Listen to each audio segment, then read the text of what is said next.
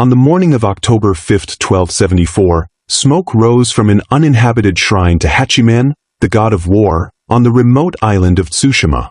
The shrine stood isolated among the bushes, far from any village or dwelling.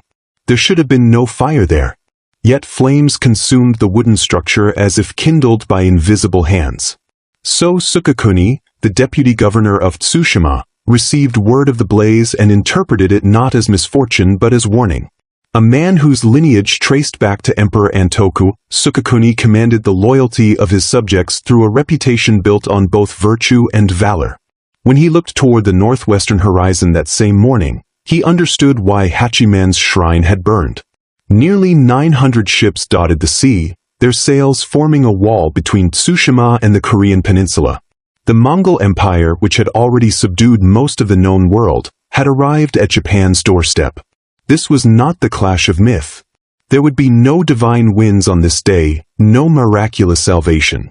What unfolded on Tsushima over the following hours would reveal something more profound and more troubling: the collision between two fundamentally different conceptions of warfare, and the brutal exposure of how cultural traditions could become lethal liabilities when confronted with an enemy who fought by entirely different rules. By 1274, the Mongol Empire stretched from the Pacific Ocean to the fringes of Eastern Europe, an expanse of territory unprecedented in human history. This achievement rested not on mystical prowess or divine favor, but on a military system refined over decades of continuous warfare. Genghis Khan had died 47 years earlier, but the organizational principles he established remained the foundation of Mongol military dominance. The Mongol army operated through a decimal system of almost crystalline clarity. 10 men formed an arvan. 10 arvans became a zun of 100 warriors. 10 zuns created a Minghan battalion of 1,000. 10 Minghans comprised a Tumen division of 10,000 soldiers.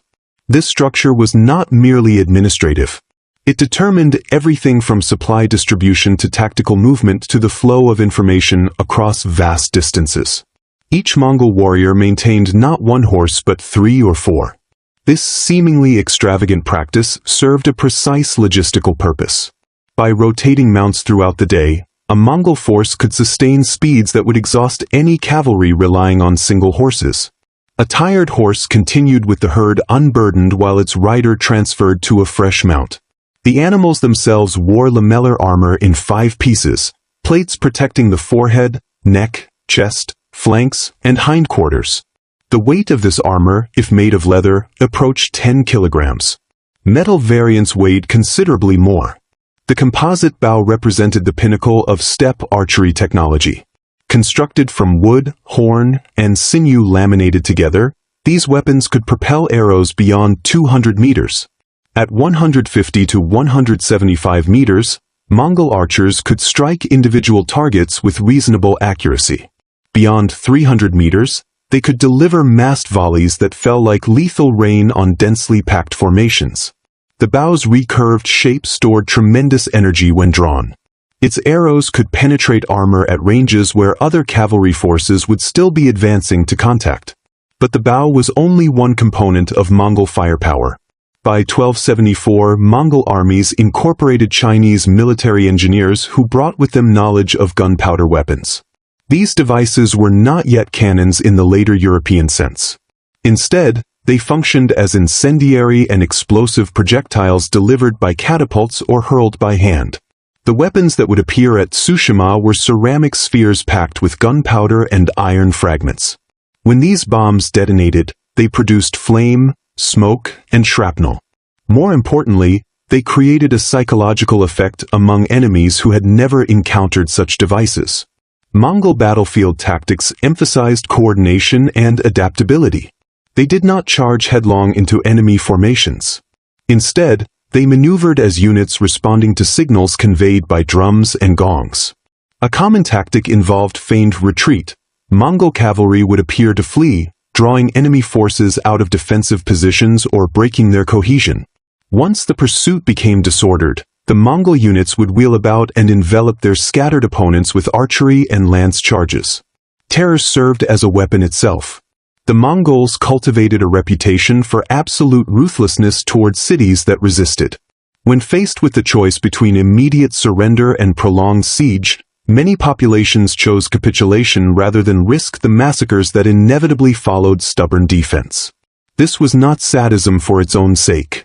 It was calculated policy designed to minimize Mongol casualties by making resistance seem futile. The military culture that dominated Japan in 1274 had developed under radically different circumstances. For nearly a century, since the establishment of the Kamakura shogunate in 1185, Japan's warrior class had fought primarily against itself.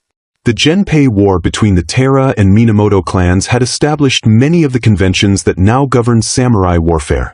These conventions emphasized individual valor, personal honor, and the establishment of reputation through witnessed acts of martial skill. A samurai battle often began with ritual formality. Warriors would announce their lineage and accomplishments before engaging opponents in single combat. The practice stemmed from practical necessity. In a society where rewards flowed to those who could prove their participation in victory, witnesses mattered enormously. Land grants, titles, and status depended on verified deeds. A samurai who killed an enemy without proper witnesses might find his claims dismissed and his service unrewarded. The bow remained the primary weapon of the mounted samurai. Unlike Mongol composite bows, Japanese bows were asymmetrical, with the grip positioned well below the center. This design allowed mounted archers to shoot while riding, though it sacrificed some of the draw weight and range of symmetrical designs. Samurai archery emphasized accuracy over volume. A skilled samurai could hit targets from horseback at the gallop, but this precision came at the cost of slower rates of fire. Close combat weapons included the tachi, a curved sword worn edge down from the belt, and the naginata, a pole weapon with a curved blade. Armor consisted of small iron and leather scales laced together with silk cord, creating flexible protection that allowed considerable mobility. Unlike the heavy plate armor developing in medieval Europe, samurai armor prioritized freedom of movement. It was designed for warriors who needed to control horses, shoot bows, and engage in individual duels rather than sustained formation fighting. The warrior ethic known as Kyuba no Michi, the way of the bow and horse, embodied samurai martial culture. This path emphasized not just technical skill but the cultivation of character through martial discipline. A samurai was expected to face death without fear, to maintain composure under pressure, and to value honor above survival. These were not empty platitudes. The historical record contains numerous examples of samurai choosing death over dishonor, fighting to the last man when surrender might have saved lives. Yet this emphasis on individual prowess created structural vulnerabilities. Samurai armies lacked the hierarchical unity of the Mongol decimal system. Local lords, the Gokunin, commanded retinues of varying size and quality. Coordination between these retinues depended on personal relationships and agreements rather than standardized command structures. Strategic planning remained rudimentary. The concept of combined arms, infantry, cavalry, and missile troops operating in systematic coordination had not developed in a military culture focused on mounted individual combat. Japanese warfare of the late 13th century involved considerable ritual. Battles often began with archery exchanges conducted at prescribed distances. Only after this opening phase would warriors close to hand-to-hand fighting. The entire structure assumed opponents who understood and accepted these conventions. Against an enemy willing to ignore such protocols, the ritualized approach could prove catastrophic. Tsushima occupied a position of strategic significance entirely disproportionate to its size. The island sat almost exactly midway between the Korean peninsula and Kyushu, the southernmost of Japan's main islands. Two distinct landmasses comprised Tsushima, connected by a narrow strait. The northern island, Kamino, and the southern island, Shimano, together measured roughly 80 kilometers from north to south and 20 kilometers across at the widest point. The terrain consisted primarily of mountains covered in dense forest. Arable land existed in scattered valleys and coastal plains, supporting a population of fisherfolk and farmers. The island's economy depended largely on trade with Korea and the Japanese mainland. In times of peace, Tsushima served as a way station for merchants and diplomats traveling between the two countries. In times of war, It became an exposed outpost, visible from the Korean coast on clear days. The So clan governed Tsushima as hereditary lords. Their authority derived from the Kamakura shogunate, but distance and limited communication meant they operated with considerable autonomy. The garrison under So Sukekuni's command numbered perhaps 200 mounted warriors supported by a larger but unknown number of foot soldiers drawn from the local population. These forces sufficed to maintain order among the islanders and deter pirates. They were utterly inadequate to contest a determined invasion by a professional army.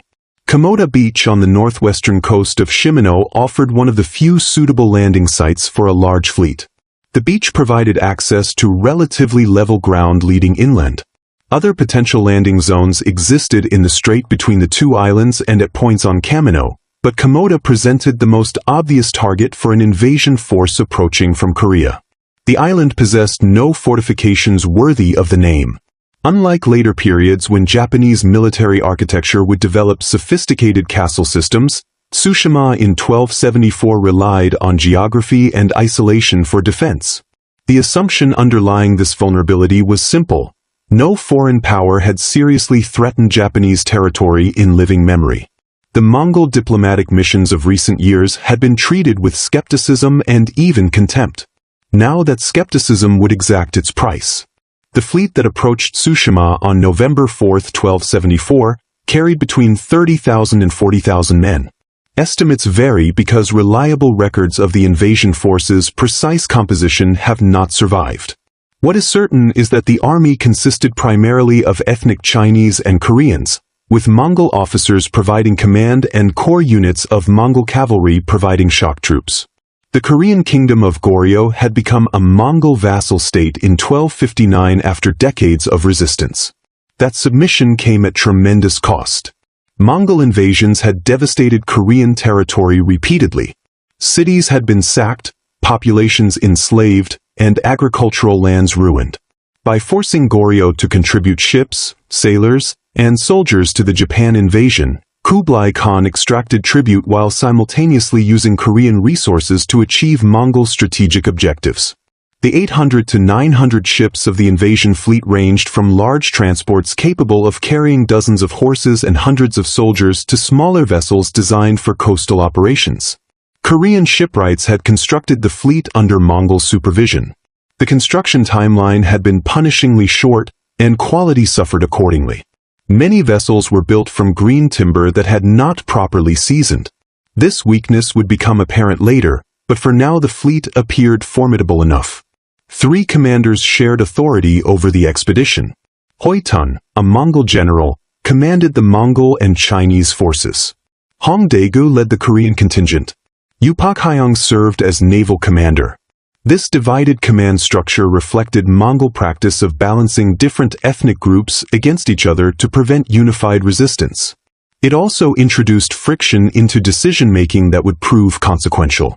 The invasion plan followed logical sequential steps. First, secure Tsushima to establish a forward base and prevent any warning from reaching the Japanese mainland. Second, take Iki Island to create another staging point. Third, make landfall at Hakata Bay on Kyushu and establish a beachhead. Fourth, advance inland and force Japanese submission. The plan assumed Japanese forces would behave rationally in the face of overwhelming force. That is, they would recognize the futility of resistance and negotiate terms rather than fight to annihilation. This assumption reflected Mongol experience elsewhere. In China, Persia, and Central Asia, cities and armies that resisted were destroyed, but those that submitted often received relatively lenient treatment and were incorporated into the empire. The Mongols understood siege warfare, terror tactics, and the diplomatic pressure that combined military threat with offers of mercy. What they did not understand was how deeply the samurai ethos prioritized death over dishonor, or how the decentralized Japanese political system made negotiated surrender nearly impossible even had the inclination existed. The fleet had departed from Happo, a Korean port near modern-day Masan, on November 2nd. 2 days of sailing brought them within sight of Tsushima. On the morning of November 4th, lookouts on the island spotted the approaching vessels. Messengers ran to inform So Sukekuni.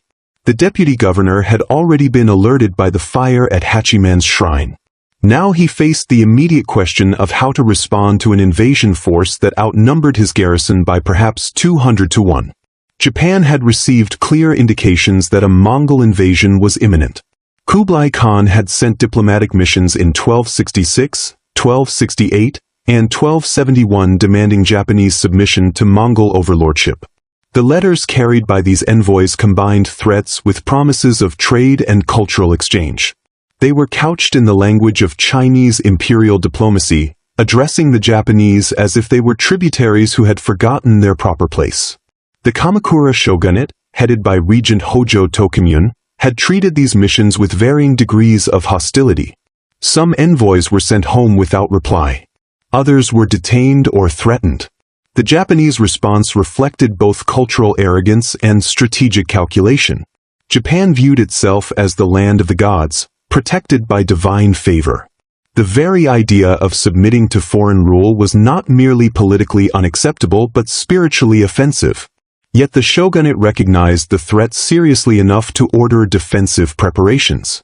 Shinto shrines and Buddhist temples throughout Kyushu received instructions to pray for protection against foreign invasion. Local lords were commanded to ready their forces and prepare defensive positions.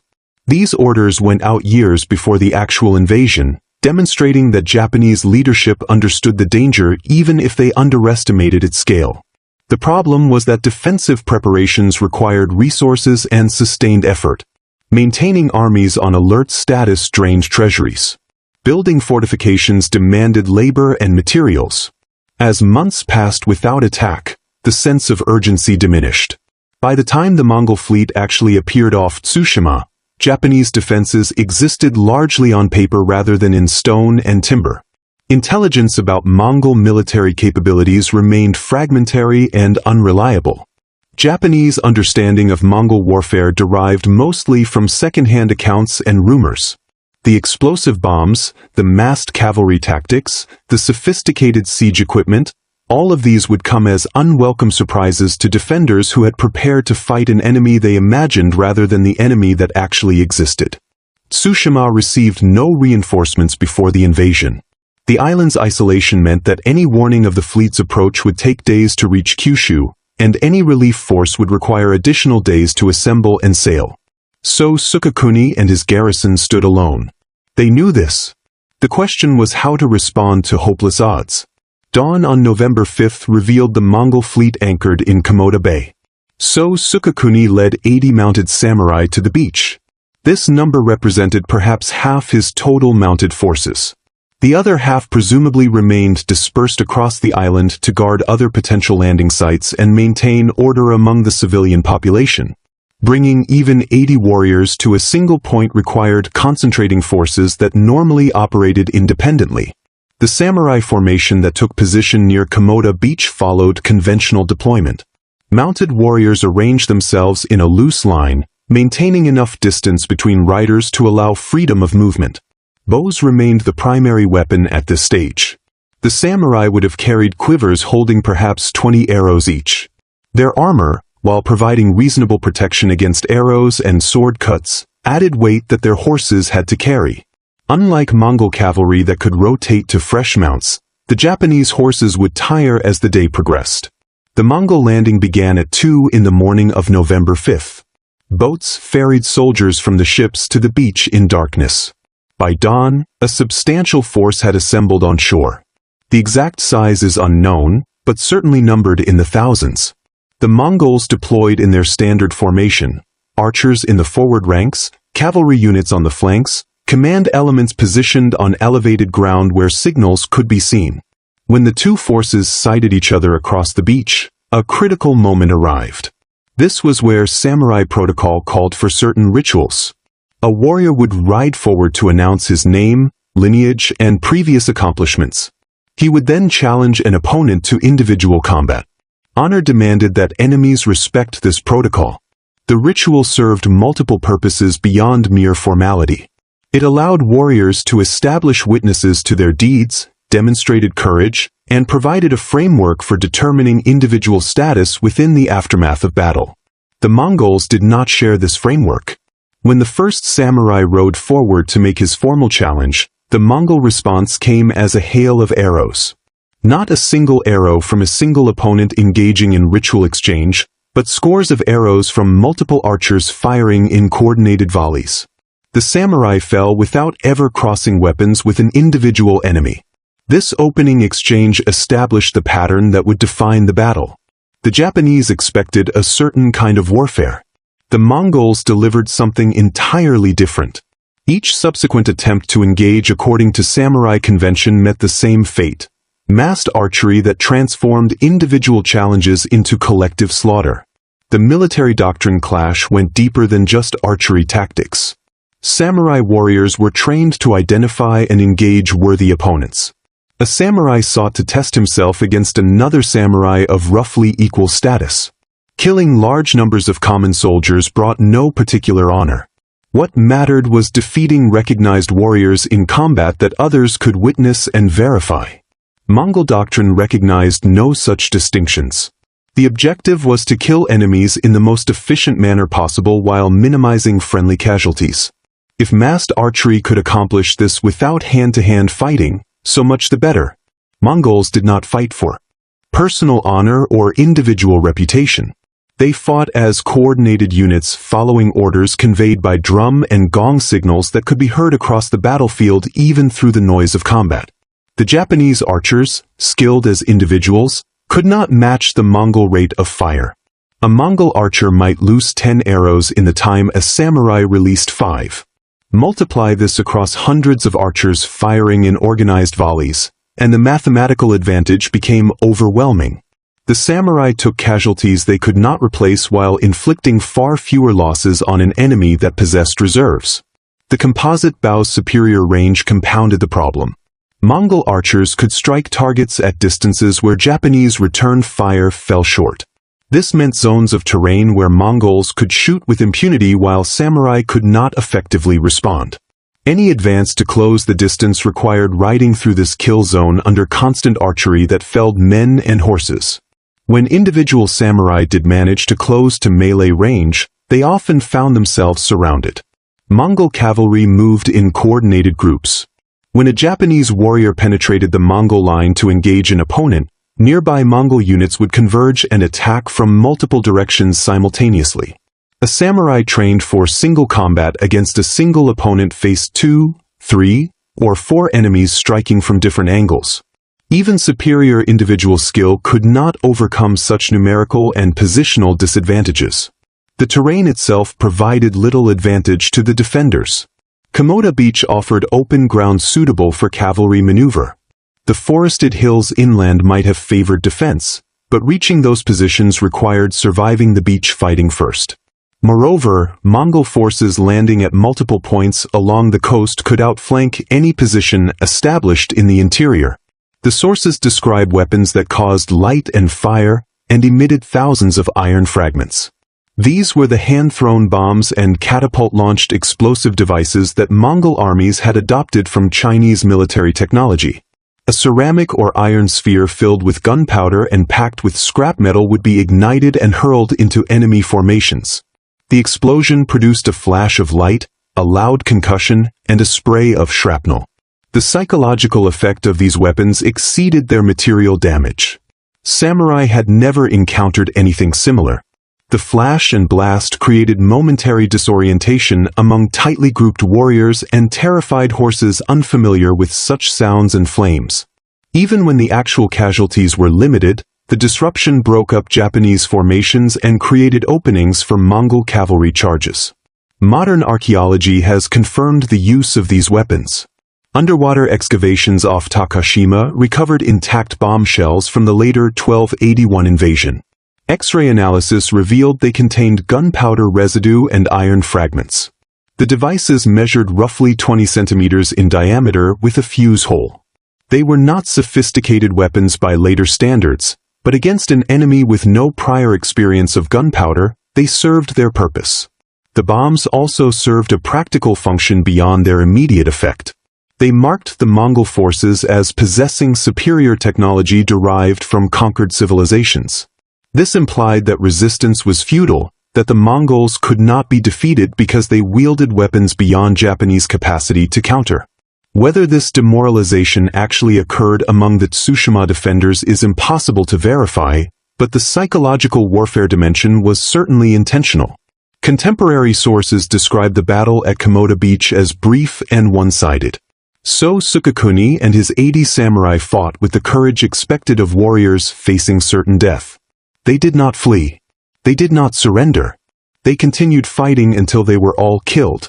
This outcome reflected both samurai values and the tactical impossibility of their position. Retreat would have been shameful, but it would also have been difficult. Mongol cavalry could pursue mounted samurai across open ground. Fleeing infantry would have been ridden down. The only realistic path to survival would have been immediate surrender, and that option apparently never entered consideration. The broader garrison forces dispersed across Tsushima met similar fates over the following days. Mongol units spread across the island, systematically suppressing resistance. The civilian populations suffered enormously. Mongol policy toward populations in occupied territories varied depending on whether they submitted peacefully or resisted. Tsushima had resisted. The consequences followed established pattern. The So Shirkafu, a clan history compiled later, provides details on Sukekuni's death. He fell with his warriors, having never fled the field. His body was presumably left where it fell, as there is no record of funeral rites or burial. The Mongols did not typically honor enemy dead. Bodies would have been stripped of any valuables and left unburied as both a practical matter of time and as a demonstration to any remaining Japanese on the island. Within a week, Tsushima was entirely under Mongol control. The fleet maintained patrols around the island to prevent any survivors from escaping to raise the alarm on Kyushu. This proved effective enough that news of the invasion reached the mainland only when the Mongols themselves chose to proceed to their next objective. The Battle of Tsushima destroyed more than 80 samurai and their retainers. It shattered assumptions that had governed Japanese warfare for generations. The ritual challenge, the announcement of lineage, the individual duel between worthy opponents, all of these conventions proved not merely ineffective but suicidal against an enemy who ignored them entirely. Later Japanese accounts of the invasion express something approaching shock at Mongol fighting methods. Warriors who attempted to make formal challenges were shot down before completing their announcements. The Mongols did not wait for ritual archery exchanges. They did not honor conventions regarding the treatment of enemy wounded or dead. They showed no interest in individual reputation or glory. They fought to win through the most efficient available means. This cultural collision had far-reaching implications for samurai military practice. The exposure to Mongol methods would eventually force adaptations in Japanese warfare. The individualistic focus would gradually give way to greater emphasis on coordinated group tactics. The primacy of archery duels would diminish as pike-armed infantry formations became more prominent. But these changes took decades. At Tsushima in 1274, the old ways still dominated, and they proved catastrophically inadequate. The concept of warfare as a proving ground for individual virtue collapsed in the face of Mongol pragmatism. When every attempt at honorable combat resulted in death without the opportunity to even engage an opponent, the entire framework of meaning that justified samurai martial culture came under stress. Warriors fought for reputation and status. But reputation required witnesses and survival. Against the Mongols, warriors died anonymously in volleys of arrows from archers they never even faced individually. Courage, the sources make clear, was never lacking among the Japanese defenders. So Sukekuni and his men demonstrated the willingness to die rather than retreat or surrender. This bravery deserves acknowledgement. Yet courage alone, divorced from effective tactics and adequate resources, achieved nothing except honorable death. The samurai who died at Tsushima did not lack skill. They were trained warriors who had mastered the demanding techniques of mounted archery and swordsmanship. They understood battlefield maneuver and individual combat. Their failure stemmed not from personal inadequacy but from institutional inadequacy, from a military system optimized for one type of warfare that proved useless against another. This points to a fundamental reality often obscured by later mythologizing. Military effectiveness depends not just on individual prowess but on how individual capabilities integrate into larger tactical and strategic frameworks. The most skilled swordsmen in the world will lose to coordinated archers who can strike from beyond sword range. The bravest cavalry charge will fail against disciplined infantry in prepared positions. Warfare is not simply about individual virtue or courage. It is about combined arms, logistics, intelligence, and adaptable tactics. The samurai at Tsushima possessed individual qualities that would have made them formidable in other contexts. Against enemy samurai following the same protocols and employing similar tactics, they would have been dangerous opponents. But the Mongols did not fight that way. They brought an entirely different paradigm of warfare, and the Japanese had no frame of reference for responding effectively. Could the Tsushima defenders have fought differently? Could alternate tactics have produced better results? These questions deserve consideration even knowing the outcome. A guerrilla defense utilizing the mountainous, forested terrain might have inflicted greater casualties. Small units harassing Mongol supply lines and avoiding pitched battles could have made occupation more costly. This approach would have required abandoning samurai conventions of honorable open combat, but it might have been more effective. The problem is that such tactics require preparation, coordination, and above all, time. The Mongol invasion gave the Tsushima garrison none of these. From the moment the fleet appeared to the fall of all organized resistance took perhaps a week. Improvising an entirely new approach to warfare within that time frame was simply impossible. Moreover, guerrilla warfare assumes certain conditions: support from the local population, knowledge of terrain, secure bases for rest and resupply. An island offers no strategic depth for a withdrawal. The civilian population had no capacity to support armed resistance. The Mongol fleet controlled the surrounding waters, preventing reinforcement or escape. In retrospect, the only militarily sound option would have been immediate evacuation. Withdraw the garrison to Kyushu before the Mongols landed, preserving forces for the defense of more vital territory. But this would have meant abandoning the island's civilian population to their fate and ceding territory without fighting. Such a choice would have been politically unacceptable and personally unthinkable for warriors whose entire identity rested on the willingness to fight and die rather than yield. Trapped between military logic that demanded preservation of forces and cultural logic that demanded resistance to the death, so Sukekuni chose the culturally acceptable option. He and his men fought and died. The island fell regardless. After securing Tsushima, the Mongol fleet moved south to Iki Island on November 14. Iki occupied a similar strategic position to Tsushima, serving as another stepping stone between Korea and Kyushu. The island's garrison, led by Taira Kajitaka, numbered perhaps several hundred samurai and supporting foot soldiers, larger than Tsushima's forces but still vastly outnumbered by the invaders.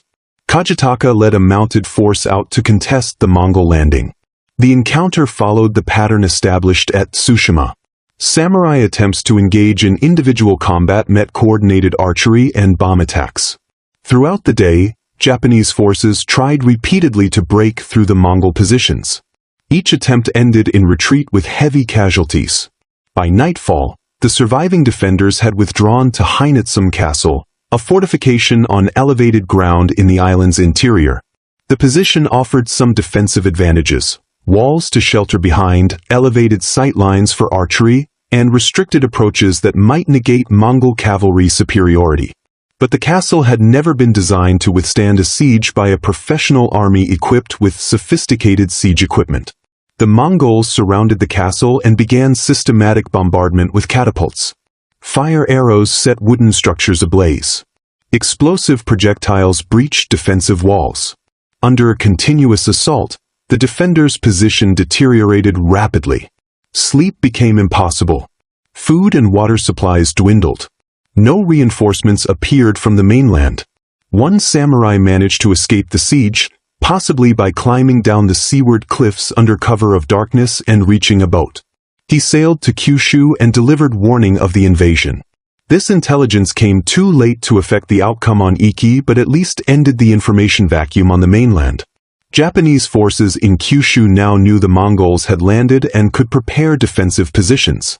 After several days of siege, with no hope of relief and supplies exhausted, Heinatsum Castle fell.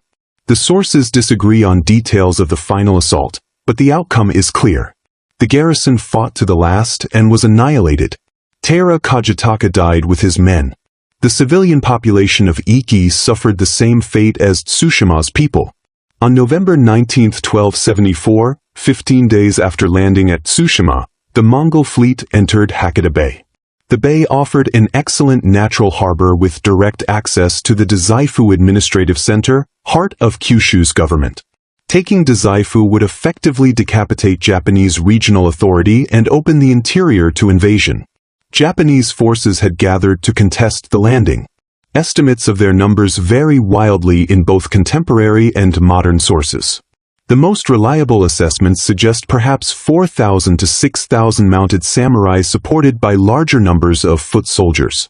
These forces came from multiple domains across Kyushu, each contingent under its own lord. Coordination between these units existed at best in informal agreements rather than unified command structure. The Japanese plan relied on contesting the Mongol landing at the beach. This made tactical sense given the terrain. The narrow coastal plain offered limited room for maneuver.